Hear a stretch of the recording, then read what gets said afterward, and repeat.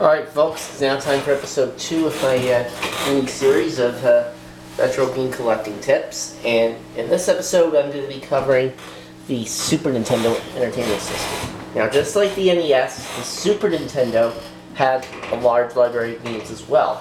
783 releases in total.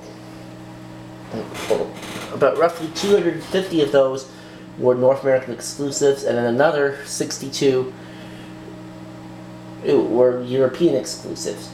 And the Super Nintendo first released in August of 1991 with the following titles: Super Mario World, F-Zero, Pilot Wings, SimCity, and Gradius 3.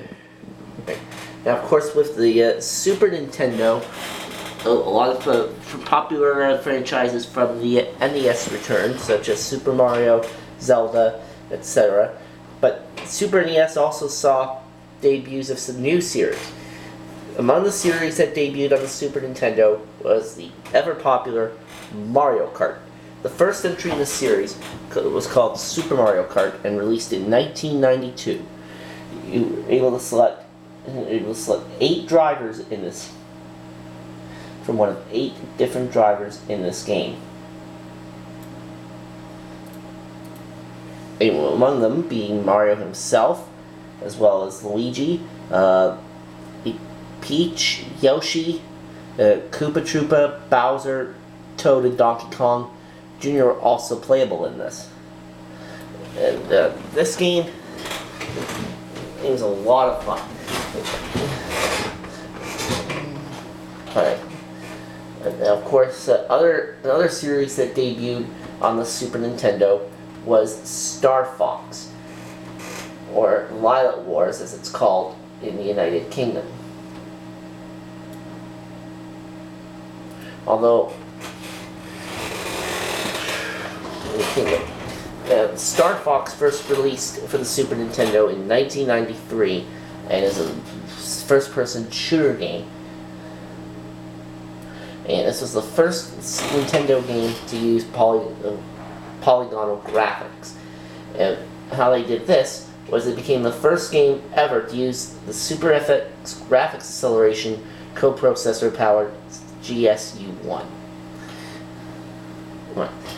And just like Mario Kart, Star Fox has become a popular series and has spawned several sequels. Star Fox 64, Star Fox 64 3DS, and in the newest release, Star Fox Zero.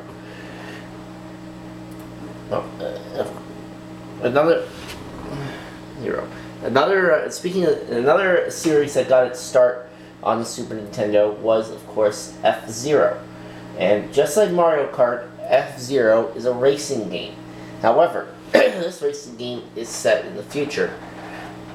It takes place in the year 2560. And as mentioned at the beginning of this video, F-Zero was a launch title for the Super Nintendo in 1991. It is a really cool racing game, but each race in this game consists of 5 laps. You have to complete each lap in a position higher than the last one to avoid being disqualified. It's a really, really cool game. Now, just like with NES, I said highly advise the following sources. There's retro shops online, but although if you're going to do online, stay away from eBay, because with eBay sellers, you never know what you're going to get. Amazon, I think, would definitely be more reliable. Well, because trust me, there's nothing more that annoys me when the person who's selling the item says it's clean and tested and in working order, and then when you receive the game and you find that it's a really beat up label, grime and grudge on the card itself, and then a very dirty motherboard or inside. Yeah. if I got a cartridge, if I ordered a cartridge online and received it in a poor condition like that, not only would I probably ask for my money back, but the cartridge itself probably would not work. Anyway, now, of course, another series from the now, of course, a popular series that debuted on the NES that continued on in the Super Nintendo were Super Mario and Legend of Zelda. Now, of course, the Super Mario Brothers game that you have on the Super Nintendo is Super Mario World. It is a really, really cool game. This, of course, was a launch title for the Super Nintendo, as mentioned, and the really cool thing about this game, you get to ride Yoshi. How awesome is that? Now, this game is also 2 players. You can play, one person can play as Mario, and another player can play as Luigi. The mechanics from the previous titles, namely the NES Super Mario Brothers games, return in this one, but there are some new elements in Super Mario World. Like, you can still run and jump like normal, but you can also float with the help of special items, and you can also use new techniques such as the spin jump. And of course, there's The Legend of Zelda: A Link to the Past, which is probably one of the best video games ever made for the Super Nintendo, if not the best.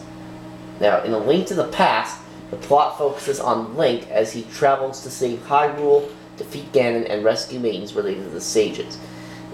This game uses a free-form, top-down perspective similar to that of the original Legend of Zelda on NES, while eliminating the side-scrolling elements of Zelda 2: The Adventure of Link on the NES. Now, the Link to the Past introduced elements to the Zelda series that you would still find in Zelda games today, such as alternate or parallel worlds, the Master Sword, and other weapons and items. The Legend of Zelda: Link to the Past released for the NES in November of 1991. So, with that out of the way, here are my top 5 recommendations for the Super Nintendo. Obviously, Super Mario World would have to be one of them. And even though I've never played The Legend of Zelda: Link to the Past, well, at least not in the current generation anyway, that would most likely be a game that you would want to pick up for the Super Nintendo. And the third would have to be Super Mario Kart. And then, of course, if you want futuristic games, and of course for the other 2, if you want to look no further than Star Fox and F-Zero. 2 games that are set in the future, and both also very popular titles. So there are my top 5 recommendations for the Super Nintendo. Next time in On Retro Game Collecting Tips, I will cover the Sega Genesis.